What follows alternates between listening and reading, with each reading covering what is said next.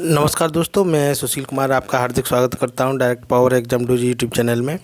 और जैसा कि 2011 से लेके जो है 2019 तक के ये जो है सभी यूपी टेट के पेपरों को जो है प्रीवियस पेपर जो थे उनके क्वेश्चनों को वीडियो के ऊपर मैंने जो कहा था उसी सीरीज़ में ये पहला वीडियो है साइकोलॉजी का, हिंदी का और ईवीएस का हम डाल चुके हैं। तो चलिए आइए शुरू करते हैं।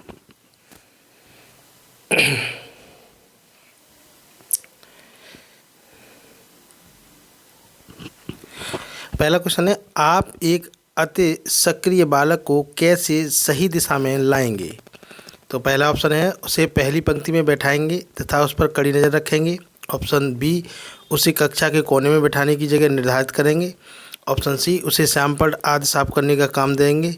ऑप्शन डी, इनमें से कोई नहीं। तो इसका राइट आंसर ऑप्शन सी होगा। ऑप्शन सी, उसे सैंपल आदि साफ करने का काम देंगे। नेक्स्ट क्वेश्चन है, पृथक समजातीय समूहों के व्यक्तियों के प्रति बच्चों की अभिवृद्धि साधारणतया आधारित होती है। ऑप्शन ए, उनके अभिभावकों की चित्तवृत्ति पर, उनमें समकक्षियों की अभिवृत्ति पर, दूरदर्शन के प्रभाव पर, उनके सहोदरों की अभिवृत्ति पर।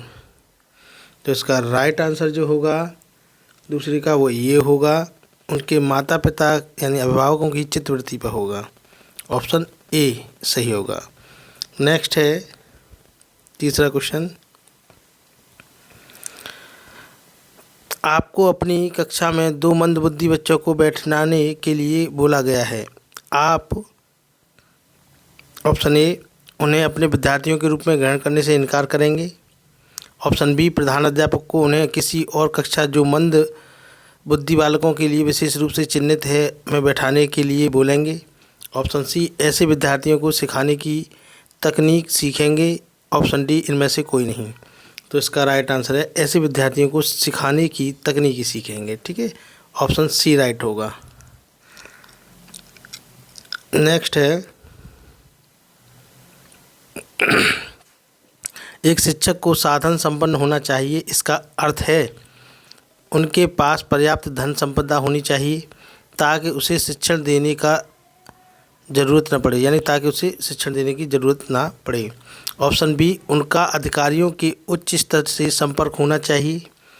ऑप्शन सी, उनका अपने विद्यार्थियों की समस्याओं को हल करने का पर्याप्त ज्ञान होना चाहिए। ऑप्शन डी, विद्यार्थियों के बीच उनकी प्रसिद्धि होनी चाहिए। तो तीनों ऑप्शनों में ऑप्शन सी सही है, इसका राइट आंसर है सी ऑप्शन, यानी उनका अपने विद्यार्थियों की समस्याओं को हल करने का पर्याप्त ज्ञान होना चाहिए। उनका किनको मतलब टीचर को। तो ऑप्शन सी सही है। नेक्स्ट है इसमें पांचवा, बच्चों में संवेगात्मक समायोजन प्रभावी होता है। ऑप्शन ए, व्यक्तित्व निर्माण में। ऑप्शन बी, कक्षा कक्षण में। ऑप्शन सी, अनुशासन में। और ऑप्शन डी, इनमें से सभी। तो राइट आंसर डी होगा, इन सभी में जो है संवेगात्मक समायोजन प्रभावी होता है। नेक्स्ट है छठवां सवाल,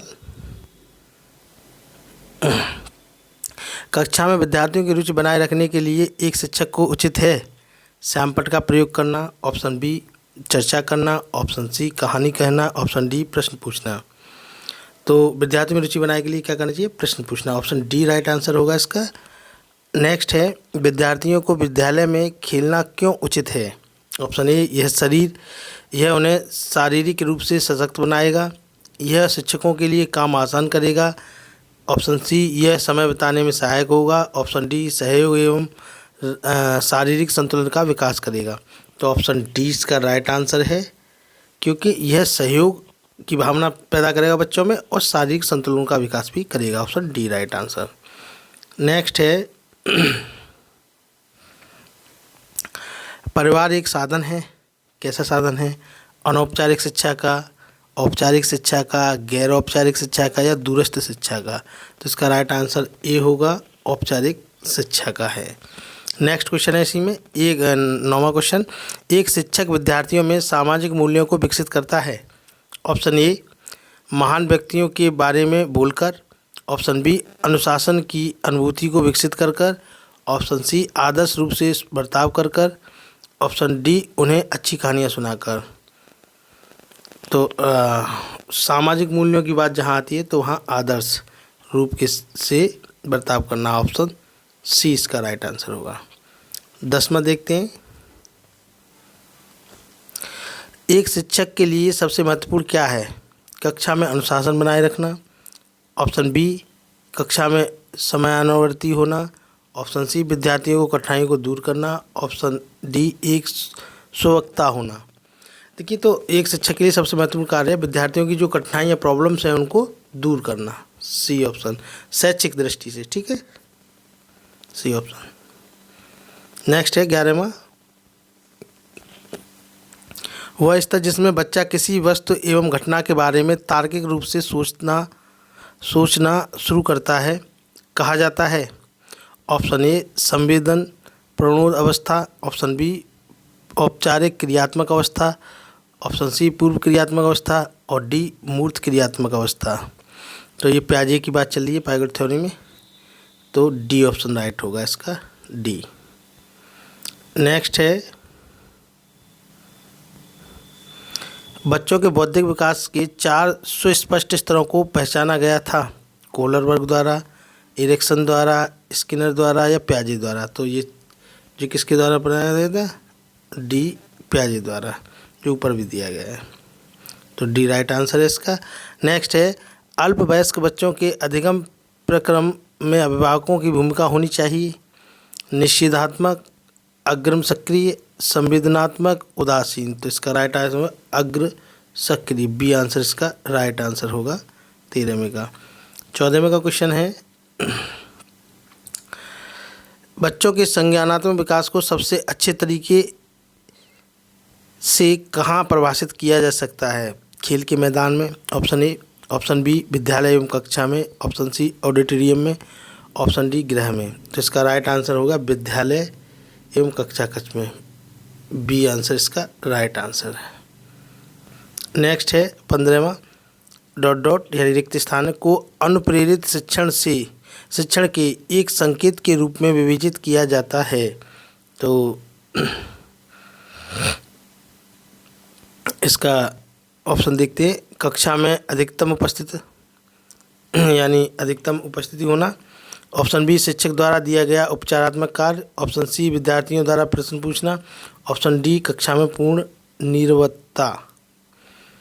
तो विद्यार्थियों द्वारा प्रश्न पूछना को अनुप्रेरित शिक्षण के एक संकेत के रूप में विवेचित किया जा सकता है, ठीक है, तो ऑप्शन सी सही है, इसका राइट आंसर है। नेक्स्ट 16वां देखते हैं, बचपन का सांप्रतिक दृष्टिकोण की मान्यता है, ऑप्शन ए बहुत तरीके से संबंधित प्राप्त वयस्कों के बराबर होते हैं, ऑप्शन बी बच्चों को युवा प्राप्त वयस्कों के रूप में सबसे अच्छा माना जाता है, ऑप्शन सी बचपन आधारित रूप से प्रतीक्षावधि है, ऑप्शन डी बचपन वृद्धि एवं परिवर्तन का एक अनूठा अवधि है। तो ऑप्शन डी इसका राइट आंसर होगा 16वें का, डी, क्योंकि बचपन एक वृद्धि एवं परिवर्तन का एक अनूठा अवधि है। ये वाला क्वेश्चन में आप ध्यान करोगे तो किशोरावस्था, बाल्यावस्था और शैशवावस्था पढ़ाई है उसमें निश्चित है ये। नेक्स्ट है, एक प्रमाणीकृत पठन परीक्षण लेने के लिए 5वीं कक्षा को प्रस्तुत करने में शिक्षक को आधिकारिक परामर्श दिया जाता है कि ऑप्शन ए बच्चों को बोलना के परीक्षण बहुत महत्वपूर्ण है तथा वह उसमें सबसे अच्छा प्रदर्शन करेगा, ऑप्शन बी पूर्ववर्ती परीक्षा से प्रधान प्रश्नों को चिह्नित करना एवं छात्रों को उन्हें उत्तर देने की अनुमति देना, ऑप्शन सी निम्न कोटि के पाठकों को प्रशिक्षण देना ताकि कक्षा के शेष बच्चे किसी भी तरीके से अच्छा करें, ऑप्शन डी परीक्षण में आने वाले समान प्रकार के प्रश्नों के उत्तर देने के लिए छात्रों को अभ्यास कराना। तो इसका राइट आंसर डी होगा, परीक्षा में आने वाले समान प्रकार के प्रश्नों के उत्तर देने के लिए छात्रों को अभ्यास कराना, जिससे वो अगली परीक्षा में अच्छा कार्य कर सकें। 18वां है, असंगठित घर से आने वाला बच्चा सबसे अधिक कठिनाई का अनुभव करेगा। ऑप्शन ए सुनिर्मित पाठों में, ऑप्शन बी स्वतंत्र अध्ययन में, ऑप्शन सी नियोजित निर्देशन में, ऑप्शन डी अभ्यास पुस्तिकाओं में। तो असंगठित घर से आने वाला बच्चा सबसे अधिक कठिनाई का अनुभव करेगा स्वतंत्र अध्ययन करने में, यानी बी आपका राइट आंसर। नेक्स्ट है, आप देखते हैं कि एक छात्र बुद्धिमान है, आप ऑप्शन ए उसके साथ संतुष्ट रहेंगे, ऑप्शन बी उसे अतिरिक्त गृह कार्य नहीं देंगे, ऑप्शन सी वह जैसे अधिक प्रगति करे सके उस तरह से उसे अनुप्रेरित करेंगे, ऑप्शन डी उसके अभिभावकों को सूचित करेंगे कि वह बुद्धिमान है। तो इसमें राइट आंसर जो है सी है, वह जैसे अधिक प्रगति कर सके उस तरह से उसे अनुप्रेरित यानी प्रेरित करेंगे। ठीक है, तो ऑप्शन राइट सी। नेक्स्ट है 20वां, यदि कुछ विद्यार्थी कक्षा में अध्ययन की चित्तवृत्ति में नहीं हैं तो आप उन्हें अध्ययन के लिए बाध्य करेंगे, उन विद्यार्थियों को कक्षा छोड़ने के लिए कहेंगे, उन्हें चेतावनी देंगे कि वे अवश्य अध्ययन करें, नहीं तो आप प्रधानाध्यापक को सूचित कर देंगे। नेक्स्ट है इसमें डी, उन्हें उनकी रुचि अथवा आप अपने विषय के अनुसार रुचिपूर्ण चीज़ें बताएंगे। तो इसका राइट आंसर डी है सॉरी, उन्हें उनकी रुचि अथवा आप अपने विषय के अनुसार रुचिपूर्ण चीज़ें बताएंगे। D option right answer. अगला है, श्यामपट्ट को शिक्षण साधन सामग्री के किस समूह में अंतर्भुक्त किया जा सकता है? तो श्रव्य साधन, दृश्य साधन, श्रव्य दृश्य साधन या इनमें से कोई नहीं। तो देखिए श्रव्य साधन में जो जिन्हें देख सकते हैं जैसे मॉनिटर है, ब्लैक बोर्ड है, चार्ट है, श्रव्य है। दृश्य श्रव्य में, सॉरी मैं गलत बोल गया, श्रव्य साधनों में जिन्हें सुन सकते हैं हम जैसे स्पीकर्स पे, ठीक है, टेप रिकॉर्डर है, रेडियो है, मोबाइल पे तो देख के वो सुन भी सकते हैं।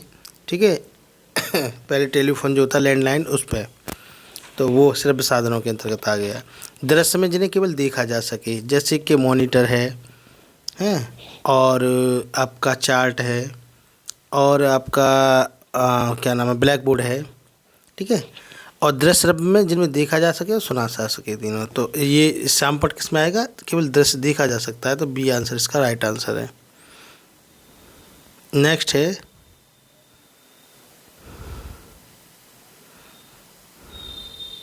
22वां।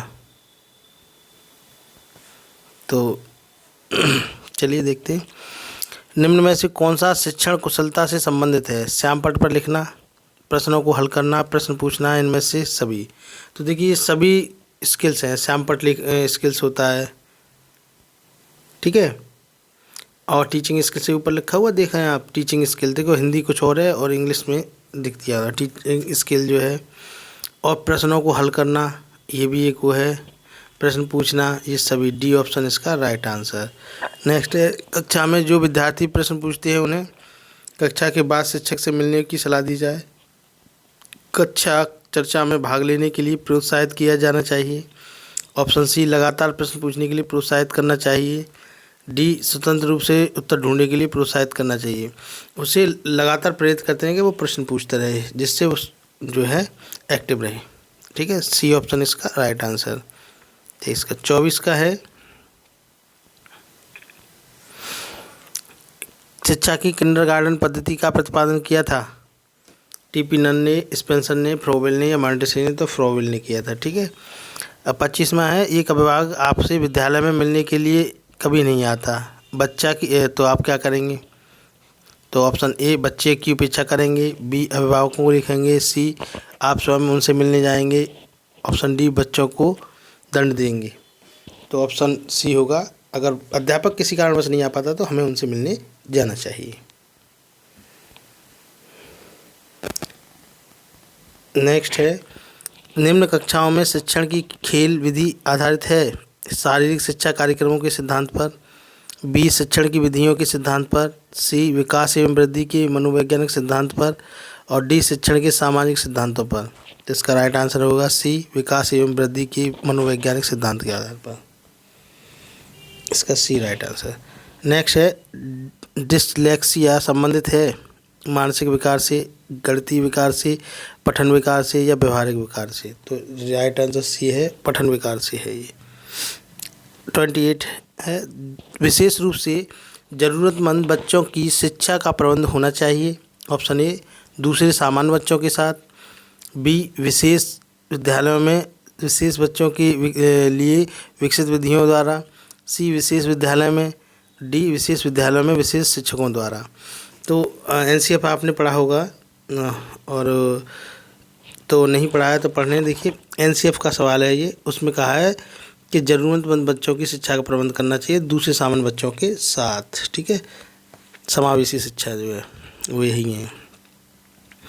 नेक्स्ट है अधिगम के प्रक्रम में अभिप्रेरणा।